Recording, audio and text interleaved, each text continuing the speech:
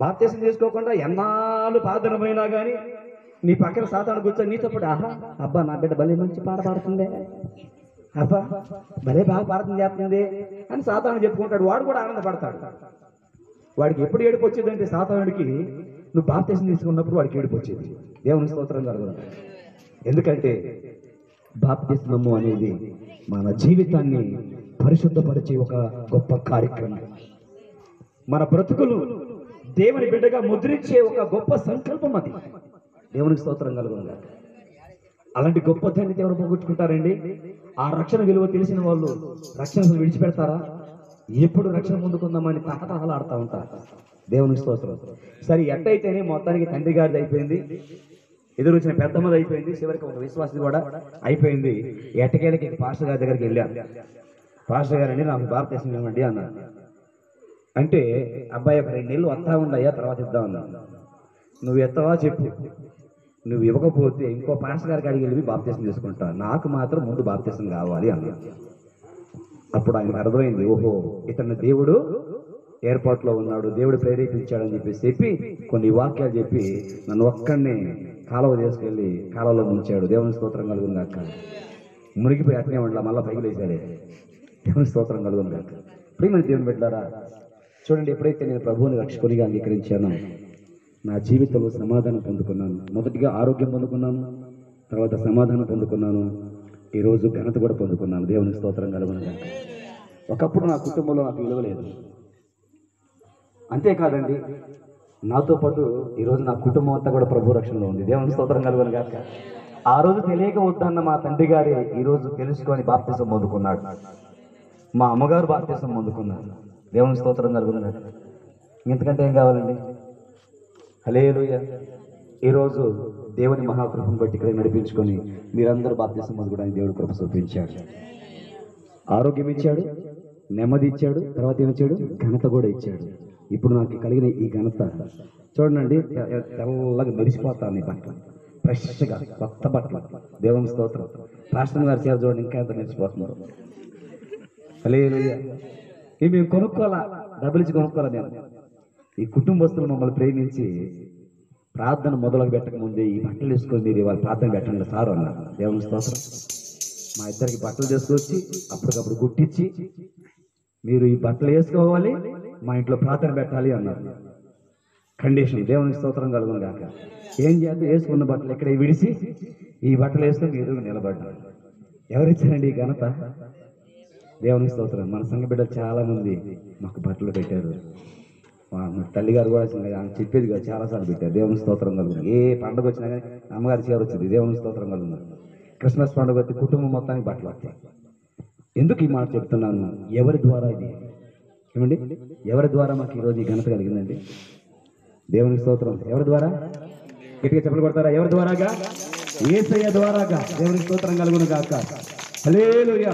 అందుకే ఈ రాత్రి ప్రియమైన దేవుని బిడ్డలారా, మన జీవితాలకి నెమ్మది కలగాలి అంటే, మన బ్రతుకులో మార్పు కలగాలి అంటే, మన కుటుంబములో దేవుని ఆశీర్వాదాలు పొందుకోవాలి అంటే ఒకే ఒక మార్గము. ఆ మార్గమే యేసుక్రీస్తు ప్రభు వారు చెప్పారు. మరి యోహాను సువార్తలో, ఇదిగో నేనే మార్గము, నేనే సత్యము, నేనే జీవము, నా ద్వారా తప్ప ఎవరు కూడా నిత్యరాజ్యానికి చేరలేరు. హల్లెలూయా. ఇప్పుడు మూలవాక్యంలోకి వెళ్దాం, మళ్ళా మార్గం కాడికి వెళ్దాం. దేవుని స్తోత్రం కలుగును గాక. చదవండి.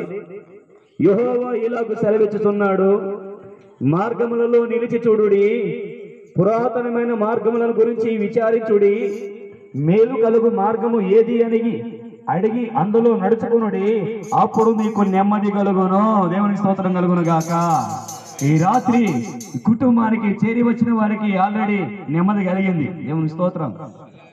ఏమండి, ఇప్పుడు వెంకటేశ్వర గారికి ఎక్కడికి వచ్చినా నెమ్మది కలిగిందండి? చెప్పాలి. బరిగొర్ల వెంకటేశ్వర గారు తన భార్య రమణమ్మకి ఎక్కడికి వచ్చినా నెమ్మది కలిగింది? యేసయ్యలోకి వచ్చిన తర్వాత నెమ్మది కలిగింది. అంతకుముందు నెమ్మది లేదు, అంతకుముందు సమాధానం లేదు, అంతకుముందు సమృద్ధి లేదు. గమనించినట్టయితే గలిబిడి, గందరగోళం, ఆయా చెప్పాలంటే చాలా ఇబ్బందికరమైనటువంటి పరిస్థితులు. కానీ ఈరోజు ప్రభులోకి వచ్చిన తర్వాత వారికి కాస్త నెమ్మది కలిగింది. నేను చెప్తున్నాను, పరిపూర్ణంగా ప్రభువుని నమ్మండి. ప్రభు బిడ్డలుగా మీరు ముద్రించబడండి. పరిపూర్ణమైనటువంటి నెమ్మది దేవుడు మీ జీవితాల్లో కలుగజేయను గాక. ఈ రాత్రి ఈ పరిసర ప్రాంతాల్లో వింటున్న ప్రతి ఒక్కరు కూడా చెప్తున్నాను, ఈ రాత్రి అయినా కానీ మీరు ఏ మార్గాల్లో ఉన్నారో ఆలోచన చేసుకోండి. ఒకవేళ ఈ రాత్రి మీకోసమే ఈ కోడిక ఏర్పాటు చేయబడిందాము, మేమైతే ఒక మంచి మార్గంలో ఉన్నాం, మాకు ఒక కాన్ఫిడెంట్ ఉంది. బాప్తిసం పొందిన వాళ్ళకి, ప్రభువును విశ్వసించి నడిచే వాళ్ళకి ఒక కాన్ఫిడెంట్, ఒక కన్ఫర్మేషన్ ఉంది. ఏంటంటే మాకు ఒక మార్గం తెలిసింది. ఏ మార్గం అది? దైవ మార్గం తెలిసింది.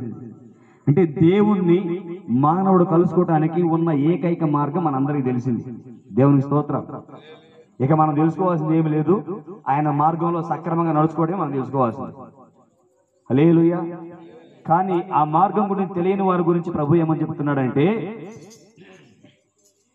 మేము అందులో నడుచుకున్నామని వారు చెప్పుతున్నారు. దేవుని స్తోత్రం.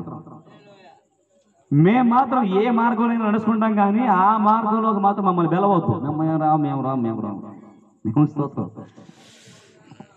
నువ్వు నీ ఊర్లో ఒక పెళ్లి కార్యక్రమం పెట్టుకొని పిలిస్తే సంతోషంగా వస్తారు. ఒక తిరణాల జాత అంటే వస్తారు, ఒక జాతర జాత అంటే రమ్మంటే వస్తారు. కానీ ప్రార్థన పెట్టుకొని రమ్మని చెప్పు వస్తారండి?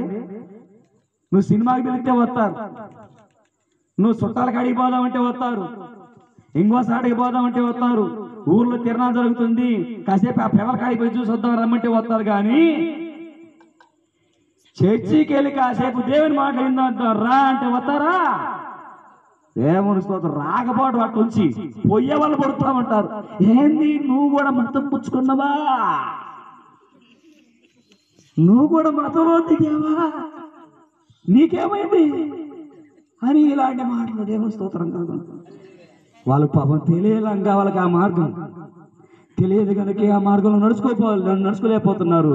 ఈ రాత్రి ప్రియమైన దేవుని బిడ్డలారా, యేసు అనే మార్గంలో నడిస్తే వారి కుటుంబంలో సమాధానం ఉంటుంది, వారి జీవితంలో నెమ్మది ఉంటుంది, వారి బ్రతుకులో మార్పు ఉంటుంది.